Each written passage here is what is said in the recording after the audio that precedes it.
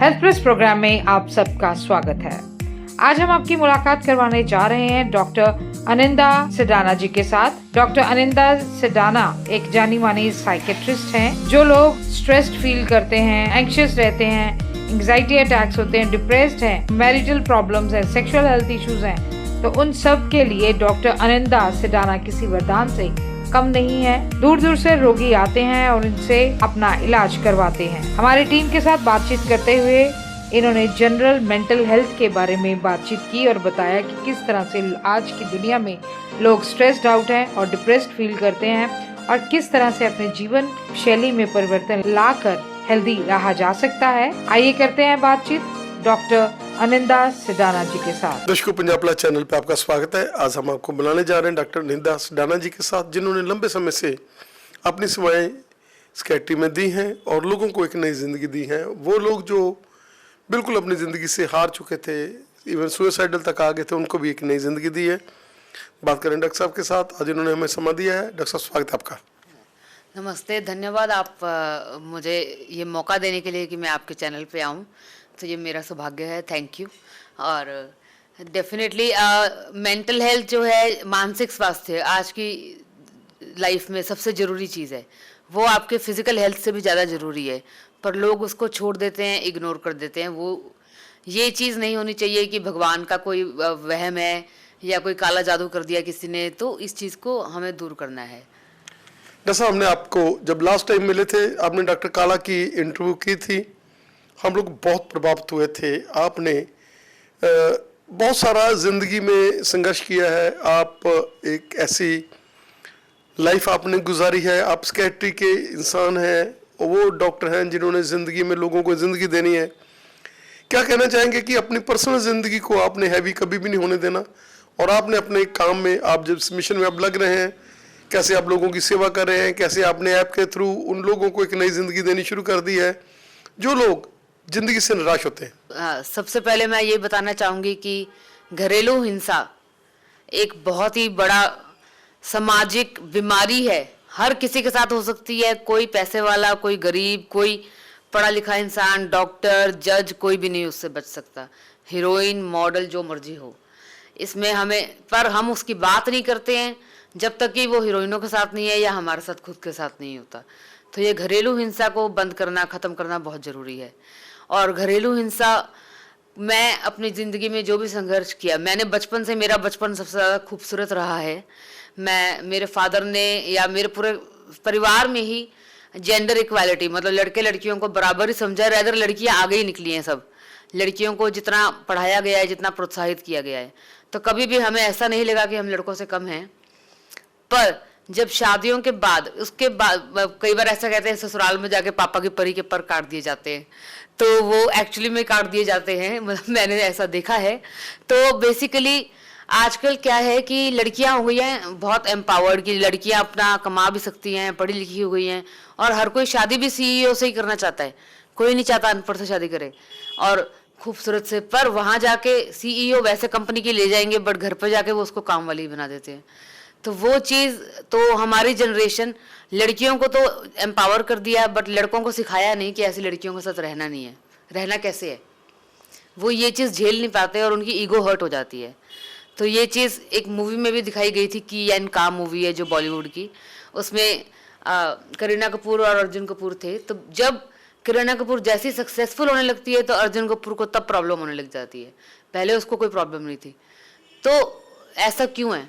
जब तुम चाहते हो कि अगर तुमने शादी सीईओ से की है या किसी कंपनी की मालकिन से की है या डॉक्टर से की है, तो अगर वो प्रमोशन ले रही है तो उसकी प्रमोशन पे भी उतना ही खुशी होनी चाहिए जितना वो आपकी प्रमोशन में खुश हो रही है। तो बराबर का सब होना चाहिए। और घरेलू हिंसा तो एक बहुत ही बड़ा क्राइम है। उसका मतलब ये नहीं है कि सिर्फ थप्पड़ ही घरेलू हिंसा में आता है। घरेलू हिंसा कोई भी इमोशनल ब्लैकमेल, कोई आपको नीचा दिखाने की कोशिश करे, कोई आपको आइसोलेट करे, आपके परिवार से अलग करने की, मतलब सबसे पहला साइन तो यही होता है कि वो आपको अपने परिवार से अलग करना चाहेंगे कि नहीं, हम ही तेरा परिवार है, हम ही तुझे प्यार करते हैं सबसे ज़्यादा। तो आपके सब फ्रेंड से आपको कट कर देंगे और आपके परिवार वालों से बात नहीं करने देंगे ताकि आप अकेले पड़ जाओ। क्योंकि जो आपका सपोर्ट सिस्टम है, जब आपको बाद में ठीक होना है, जो आपको वो सपोर्ट सिस्टम ही काम आएगा, पर वो आपको इतना अकेला कर देते, वो अपने ऊपर इतना डिपेंड कर देते हैं कि आप छोड़ ना पाओ। दूसरा वो करते हैं कि हाँ मेरी बहन तो इतनी सुंदर है, तू नहीं है, तो वो गैस लाइटिंग, कंपेरिजन, वो चीज़ आ जाती है। तीसरा जो आ जाता है वो कभी एकदम से प्यार आ जाएगा। मतलब मैंने अपनी ज़िंदगी में ऐसा देखा है कि रणवीर कपूर, अजब प्रेम की गजब कहानी है, या ये जवानी है दीवानी वाला रणवीर कपूर से लेके एनिमल वाले रणवीर कपूर तक मैंने एक ही लाइफ में देखा है, और एक ही शादी में, दोनों शादियों में। तो वो लड़के जो एकदम से बदल जाते हैं, और वो पहले मुखौटा पहन के घूम रहे हैं, पर मुखौटा की जगह बहुत देर तक तो नहीं रह सकता। बट ये है कि हाँ आजकल जो है माँ बाप भी उस चीज़ को बढ़ावा देते हैं। मेरी फैमिली में मैंने तो ये तक देखा है कि डॉक्टर माँ बाप सामने खड़े हैं और देख रहे हैं कि मार खा रही हैं, एंड कुछ नहीं बोल रहे। तो सबसे हमेशा ऐसा बोला जाता है कि औरत ही औरत की दुश्मन है। तो बहुत केसेस में तो ऐसा होता है कि जो माचिस है वो सांस लगाती है, मतलब एक औरत ही औरत की दुश्मन होती है उस टाइम पे। पर उसका भी कारण है, क्योंकि कई बार क्या होता है, औरतों, हमारे समाज में अगर औरत एक लड़के को पैदा कर दे तो उसको बहुत इज्जत मिलती है, उसकी आइडेंटिटी बन जाती है तभी लड़का पैदा करते ही। तो वो हो जाता है कि, तो इसलिए उसको जब शादी होती है लड़के की तो उसको अकेलापन लगता है कि वो मुझे छोड़ देगा। तो ये एक कारण होता है, तो वो इनग्रेन्ड होता है। और दूसरा, औरतें पहले से जो सह रही हैं, कई औरतों में ऐसा आ जाता है तो क्या हुआ, मैंने भी तो सहा है, ये भी सहे, जबकि उल्टा होना चाहिए, मैंने सहा है तो इसको तो बिल्कुल नहीं सहने देना। पर ये चीज़ जो जनरेशनल ट्रॉमा ये चले जा रहा है, और ये लर्न बिहेवियर होता है। बच्चे अपने माँ बाप को देखकर ही सीखते हैं सब कुछ। जिस घर में अगर लड़ाई झगड़ा है तो वो अपने फादर को देख के गुस्सा, लड़ाई झगड़ा सब सीखेगा। और जहाँ मदर चुप बैठी है मारने पर भी, वहाँ वो यही सीखेंगे। तो ये चीज़ जो बच्चों को सिखाना, वो सबसे इम्पोर्टेंट काम है। और एक मीडिया जो सबसे इम्पोर्टेंट रोल प्ले करती है। पहले मूवीज़ आती थी जिसमें शाहरुख खान अच्छा रोमांटिक हस्बैंड है, या रणवीर कपूर है, और अब आ रही है एनिमल, या झुकेगा नहीं साला पुष्पा। तो झुकेगा नहीं साला से असली मर्द नहीं बनता ना, और मर्द को दर्द नहीं होता, ये तो सबसे बड़ा वहम है। क्योंकि किसी भी फीलिंग का कोई जेंडर नहीं है, हर किसी को दर्द, बेचैनी, डर सबको लगता है, लड़के को भी लड़की को भी। ऐसा क्यों है? लड़कों को क्यों नहीं दर्द होता? लड़के तो और ज़्यादा सफ़र करते हैं, क्योंकि उनकी कोई सुनता ही नहीं है, वो अपने मन में दबा के रखते हैं बातें। तो मैं कभी नहीं कहती कि मेरी चाहे 2 शादियां खराब हुई हों, बट मैं ये नहीं कहती कि लड़के सारे खराब हैं। लड़के भी मजबूर होते हैं बहुत चीज़ों में कि अपने इमोशंस दबा के रखते हैं। कई बार वो गलत शादियों में फंस जाते हैं पर बोल नहीं पाते, क्योंकि ऐसा माना जाता है अगर लड़के ने कुछ बोला, लड़का रोया तो वो कमज़ोर है। पर ऐसा नहीं है, लड़का रोना कमज़ोर नहीं है, रैदर वो एक स्ट्रेंथ होती है कि आप अपनी कमज़ोरी बता के या अपनी हेल्प लो। Seeking help is a sign of strength. और मर्द को दर्द नहीं होता, सबसे पहले तो इस चीज़ को ही हटाना पड़ेगा। क्योंकि अगर इंसान अपने अंदर बात दबा के रखेगा पूरा टाइम, तो एंड में तो तूफान की तरह या बियर की बोतल फटेगी और गुस्सा निकलेगा। सो ये चीज़ हमको, अगर हम बच्चों को नहीं सिखाएंगे तो वो कैसे ठीक होगा। और दूसरा, हमें अपने बच्चों को ये सिखाना है, बेटों को, कि जो भी स्पाउस आए, गर्लफ्रेंड या लड़की आपकी लाइफ में आए, उसको उस तरह ट्रीट करो जैसे आप चाहते हो कि आपकी बहन और माँ को कोई ट्रीट कर रहे है। और तीसरा, जो लड़का अपनी वाइफ को प्रिंसेस की तरह ट्रीट करता है, उसका एग्जाम्पल है कि उसको एक रानी ने पाला है। तो वो एग्जाम्पल दे रहा है कि मेरी माँ एक रानी की तरह थी, उसने पाला है मुझे। और तीसरा, आप अपनी बेटियों को ये समझाओ कि रानी से कम तुम आपको अपना ट्रीटमेंट एक्सेप्ट नहीं करना। और जो हमारे यहाँ समाज में बना हुआ है कि लड़की की डोली जाती है और अर्थी आती है, वो तो बिल्कुल ही गलत है। लड़की को आप जाते हुए यही बोलना है कि ठीक है, अभी वो तेरा घर है, तेरे को उनको अपना माँ बाप समझना है, ऐसा नहीं है। वो सब कुछ है कि हाँ डेफिनेटली वो उसके माँ बाप हैं, उसको वहाँ सेवा करनी है, सब करना है। पर अगर अन्याय कोई भी है तो तेरे लिए ये दरवाजे हमेशा खुले हैं, ये घर बंद नहीं हुआ है। तो अभी ठीक है वो हैं, बट अगर कोई भी अन्याय हो, पर बहुत लोग ऐसा सोचते हैं कि तलाक ले लिया तो बेइज्जती है। और मैं बोलती हूँ कि तलाक ली हुई बेटी घर आए, उससे वो इस चीज़ से कहीं ज़्यादा अच्छी है जो बेटी वहाँ रोज़ मर रही है, रोज़ घुट रही है, घुट घुट के मर रही है, या घर पे ही मर करके आ रही है ना। तो घरेलू हिंसा एक बहुत बड़ी चीज़ है, इसको कंट्रोल करना। और इसमें सब पिस रहे हैं, मैं ऐसा नहीं कहती। लड़के आजकल फॉल्स केस लग रहे हैं, कितने ज़्यादा एलिगेशन, तो लड़के भी बहुत पिस रहे हैं। तो उसमें हमारी गवर्नमेंट, सोसाइटी, पॉलिसीज़ चेंज करनी पड़ेंगी। डोमेस्टिक वायलेंस का थोड़ा स्ट्रिक्ट एक्ट करेंगे और उसके लिए कमेटी रखनी चाहिए कि कौन सा केस गलत है, कौन सा सही है, वो सही होना चाहिए, कि ताकि कोई भी ना सफ़र करे। मैं ये नहीं कहती कि लड़कों सफ़र करें, ऑब्वियसली लड़के क्यों सफ़र करें। आजकल तो कितना वो लड़कियां भी, कई बार ऐसा होता है कि 10 दिन शादी की और फिर एल्यूमिनियम में आने लगती हैं, तो वैसा नहीं होना चाहिए। तो ये सबसे इम्पॉर्टेंट है और ये चीज़ें चेंज होंगी जब हम स्कूल से ही बच्चों को इमोशंस के बारे में पढ़ाना शुरू करेंगे। ये पढ़ाने की बजाय कि फाइनेंस मिनिस्टर कौन है या पॉलिटिक्स में मिनिस्टर कौन है या एमएलए कौन है, वो कौन पूछता है बाद में, तो वो बदल ही जाना है। ये पढ़ाओ कि दर्द क्या होता है, प्यार क्या होता है, जेलस क्या होता है, गुस्सा कैसे कंट्रोल करते हैं, वो चीज़ें पूरी ज़िंदगी काम आएंगी। साहब, जो लोग इस घरेलू हिंसा के साथ, वो लड़की हैं, वो लड़के, क्या कहना चाहेंगे कि इसलिए आपने एक ऐप तैयार की है कि उन लोगों को मैं एक ज़िंदगी दे सकूं। आप एक जांबाज महिला हैं, आपने अपनी ज़िंदगी में संघर्ष किया, लेकिन उसके बाद आपने पापा की परी की तरह, और जैसे डॉक्टर रूप जी से मेरी बात हुई, वो कहते हैं रिची जी, जब इसने बोला कि मैं आ गई हूँ, मैं कहते अमेरिका से लैंड हुआ और मेरे को खुशी हुई, मैंने कोई इसको, हमने एक परी की तरह रखा।